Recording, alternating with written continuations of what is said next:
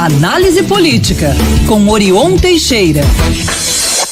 Olá, Orion, muito bom dia para você. Bom dia, Luciana, Lucas, Murilo e ouvinte da Band News. Prazer voltar a falar com vocês. Prazer sempre, viu, Orion? Todo nosso. Orion, a gente pode falar de um desgaste na imagem de Calil, ou até mesmo sangramento, se a palavra não for forte, né? Isso para inviabilizar a candidatura dele ao governo do estado. Até o momento, Calil não encontrou uma saída não, né, Orion? Como é que tá a situação?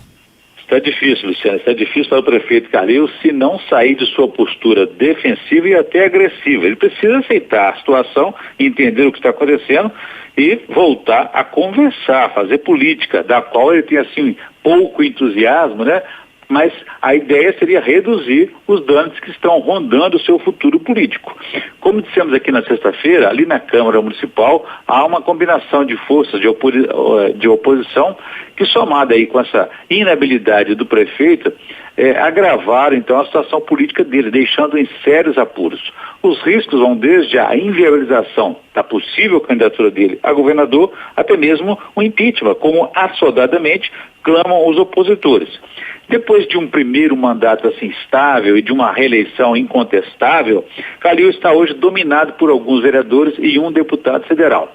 O tiro que o fez sangrar foi dado pelo Fogo Amigo, seu ex-chefe de gabinete, Roberto Lage, que exibiu uma conversa gravada de Calil em situações inaceitáveis, ligações perigosas.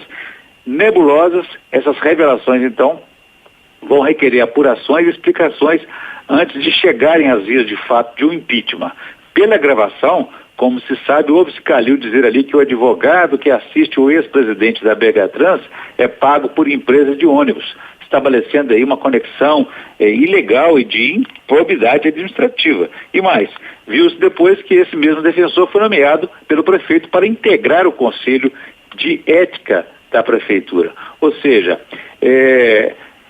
a situação da CPI da BH Trans, que investigava os malfeitos e casos de corrupção de gestões anteriores, com essa situação aí agora de Calil, acabou entrando para dentro da caixa preta e está sendo também investigado. Pode até dar lá na frente um impeachment, mas é como disse a presidente da casa, Aneli Aquino. Esse julgamento só aconteceria depois de concluir a investigação da CPI da BH Trans, que depois de aberta é uma caixa preta que vaza seguidamente inúmeras irregularidades.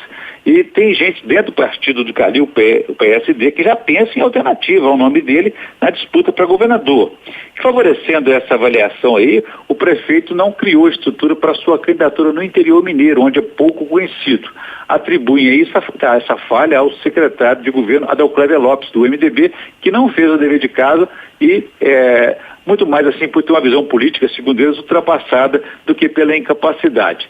Então o ambiente hoje é desfavorável para Calil, que por sua vez ele acaba jogando mais gasolina nessa fervura sempre que pode. Quando perdeu a votação para investimentos contra as enchentes, em Venda Nova, por exemplo, ele fechou as portas da prefeitura para alguns vereadores, que não é uma medida republicana, democrática, que pressupõe aí o respeito aos membros de outro poder, no caso legislativo. Então tudo somado, o contexto político e eleitoral desfavorece o prefeito da capital, que depois que teve um controle político na gestão passada, está perdendo até a própria base, que faz corpo mole para as coisas dele. Então já a oposição cresce, estimulada, como já dissemos aqui, por interesses externos. Uma combinação de vereadores do partido do governador Romeu Zema, novo, com os bolsonaristas e antigos aliados de Calil. Juntos, eles fazem número para convocar uma CPI, 14 vereadores, e querem chegar a 21, que é o número de abertura do impeachment. Estão convencidos que agora a hora é deles.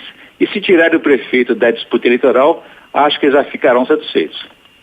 Orion, vamos falar sobre a ida do senador Rodrigo Pacheco do Democratas para o PSD, agora confirmada, né, com data já marcada para essa filiação. Pois é, Lucas, o Pacheco filia-se, então, como já dissemos aqui, nessa próxima quarta-feira ao PSD, o partido que já abrigou no passado o ex-presidente JK, de quem Pacheco se diz seguidor, e fará por isso um grande evento onde? No Memorial JK, em Brasília. Será uma demonstração de força do PSD nesse período pré-eleitoral para convencer o senador mineiro Rodrigo Pacheco a disputar as eleições presidenciais do ano que vem. O raciocínio do presidente nacional do PSD, Gilberto Kassab, e estadual, presidente estadual Alexandre Silveira, é de que, por conta da alta rejeição, o presidente Bolsonaro não conseguirá crescer e ir ao segundo turno contra o ex-presidente Lula do PT, com quem polariza a disputa hoje, de acordo com todas as pesquisas. Se for, seria derrotado pelo petista. Então, na avaliação do PSD, há uma avenida aberta, chamada Terceira Via, esperando que surja alguém capaz de cativar o eleitorado, cansado de brigas, radicalizações, do desgoverno atual e que sente falta de alguém capaz de dialogar e de unir o país. Em outras palavras, pacificar o país politicamente para enfrentar os verdadeiros problemas que vão desde a crise sanitária da pandemia à crise econômica que agrava a inflação, alta de preços e desemprego.